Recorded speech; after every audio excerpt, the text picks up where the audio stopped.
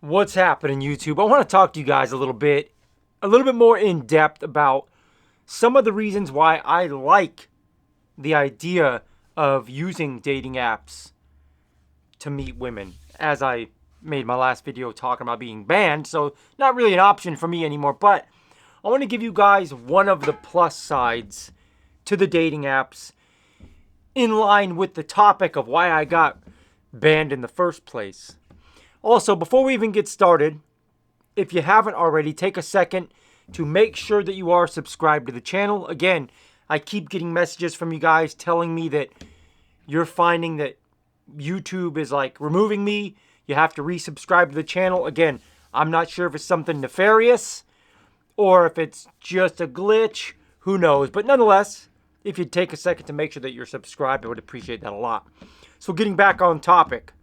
One of the things that I did like about the dating apps before I was banned from Hinge anyway, in the world we live in today, as we all know, this harsh political climate where political views themselves separate us severely.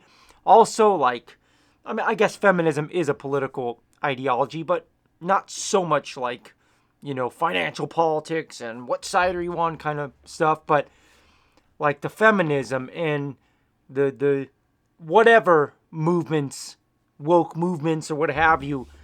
The beauty of the dating apps is that they give you a quick shot, like a snapshot of somebody's ideologies, their interests, their hobbies, what they love, what they don't love.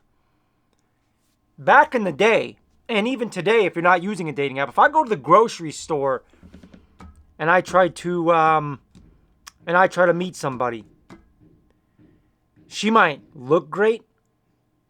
We might hit it off on a surface level, talking about whatever we're talking about in the grocery store or in the mall. I might say, man, I really like this girl. We might exchange phone numbers. We might go out, walk the beach. We might go to the coffee shop. We might go to dinner. We might do all of this stuff before I ever find out, oh no, she believes in this, or she believes in that, or she likes this, or she likes that. Oh no, that's a deal breaker for me. So isn't that kind of a benefit to the dating apps? Isn't it kind of a benefit that you can seemingly see right off the jump before you waste any money, any time, which is far more important than money, any resource in general, before you realize you could have been spending that time doing something more productive instead of hanging out with this girl once, twice, 3 times before any conversation like that comes up? Now you've wasted time, you've wasted money.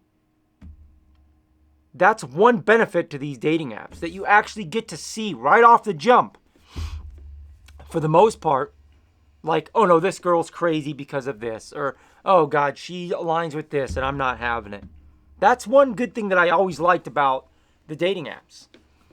As much as they're shallow, like everybody says, as much as they're surface level, as everybody says, as much as they're toxic, as everybody says, as a man especially, you do have that benefit where you're able to see right off the jump what this person thinks, what this person aligns with, what they're into, what they're not into. It might take you, bro, I've met women in real life. Thankfully, off the top of my head, literally every single girl that I've met in real life, personally, that I've spent time with, I've never had any major time wasting experiences where, like, man, I saw this girl for 2 weeks or a month and whatnot, and then it turns out this or that. No, I've had pretty good luck. But you could potentially waste a lot of time, man, before you even find out, her political views are way out there and that you couldn't make it work. Before you find out she's got 3 kids from 2 different men, and that's a deal breaker for you. Like, you see where I'm going with this? You can easily waste a lot of time that the dating apps cut out for you. They simplify it for you. They show you like a resume what you're getting into, for the most part, assuming they're being remotely honest, which it's another video for another, or excuse me, that's another discussion for another video. That's the only, well, not only, but that's the biggest downside of meeting somebody in person today. I would say that's the biggest downside of meeting someone in person today. And we all know it's like better to meet someone in person, as they say.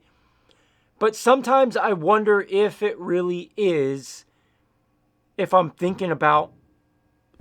selfishly thinking about my time. I don't know that it is, dude. I really don't. And I only say that because, again, I think that most women today do not align with relatively traditional men. They just don't, bro. They don't.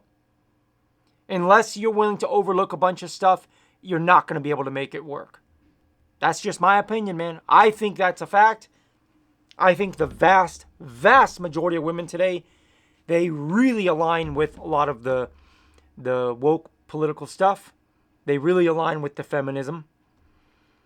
And if you're a relatively traditional guy and you don't want that, I think that most women are not going to work for you. Whether you meet them at the grocery store or you meet them on a dating app. So then I wondered to myself, why not just use the dating app and weed those ones out much faster, much easier, much cheaper? Again, my time is worth a lot more than any date's going to cost me.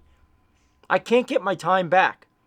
Wasted time is worse than any amount of money wasted. I'll tell you that right now. The older you get, the more you realize that. So if I spend 2 weeks with somebody, or I talk to somebody for a week, like I said, 2 weeks, a month, and then I find out stuff that doesn't sit well with me, damn, dude.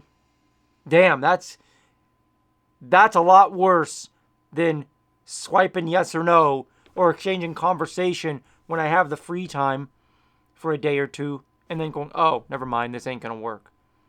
Like I said, man, the dating apps, they're not good on a human level, psychologically and stuff. We need to see each other in person to actually really bond. You need to really bond in person. But my God, they're convenient. And my God, even as a man, they save you a lot of time, bro. They do.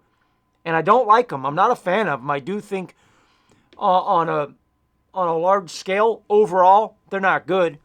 But my Lord, they're convenient, aren't they? Like, isn't that worth something too? Like, that's one thing I've always said I did like about the dating apps, is the fact that I can see right now if this person's a waste of my time or not. You know what I'm saying? I'm not going to waste any of my time, any of my money, any of my resources in general. I'm not going to move my schedule around, just to find out this was a complete waste of time. And what do? Do you meet someone in the grocery store and ask them who they voted for right off the bat? Maybe. Maybe you should. How do you feel about this? How do you feel about that? What's your thoughts on whatever? Bring up all these super controversial issues in the middle of a grocery store before you ask them out? In the middle of a Barnes and Nobles or a coffee shop? I don't know. You guys tell me. I just think that that's one thing that I do think the dating apps are a plus, especially to men. We get to see, quickly whether this person's even worth pursuing or not in our eyes. Let me know what you guys think.